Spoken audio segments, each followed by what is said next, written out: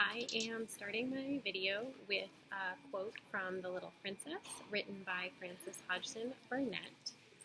In this quote, it is Miss Minchin. It's found in the first act of the play, and she says, "I'm not responsible for her. I refuse to be made responsible for her." So I picked this one because I really like that it takes any ownership away from Sarah. What we see is that Sarah is just somebody to be passed around. She doesn't have any agency, and that's one of the things that was noted in the precursor to the play, was that at this point, children were seen as property, and I think that Miss Minchin saying, I don't want her, she's foisting her off on somebody else, and Sarah just bounces around throughout the play until at the end she finds her happy ending when somebody else claims her. But this one sets the whole show up for the fact that Sarah is about to be helpless because nobody will claim her and she doesn't yet have the ability to help herself. So for the next one, for the birthday of the Infanta, written by Stuart Walker, it's a quote from the Infanta towards the beginning of the play, just actually one page in. And she says, "And my uncle wishes that I were dead. No one cares. I have to be a queen all the time, and I can never be a little girl like the little girl I saw in Valladolid.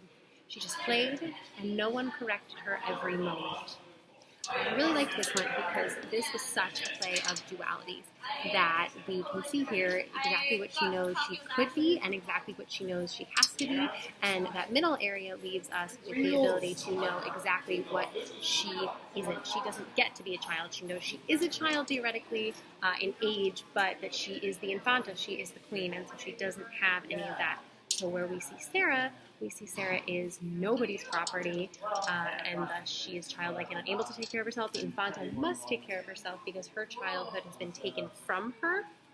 And I liked that we're moving into this idea of not necessarily agency, but awareness. So Sarah's like, everything's awful, but now we've moved into I'm going to take control of it. And from the Ghost of Mr. Penny, it is a quote from Sally. Ghost of Mr. Penny was written by Rosemary Musil.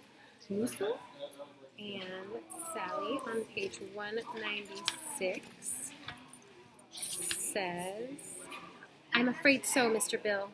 They're coming for Uncle Jim and me this morning."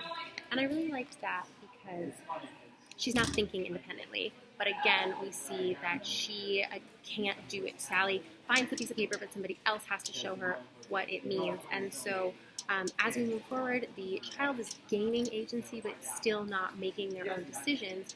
And I think that it is super interesting because we're getting to the point where they are developing this awareness, and I'm hoping and I'm thinking that we are going to end up at a place where children make decisions with power rather than just be shunted around or know what they could do and stay aware that it's not something that they are doing.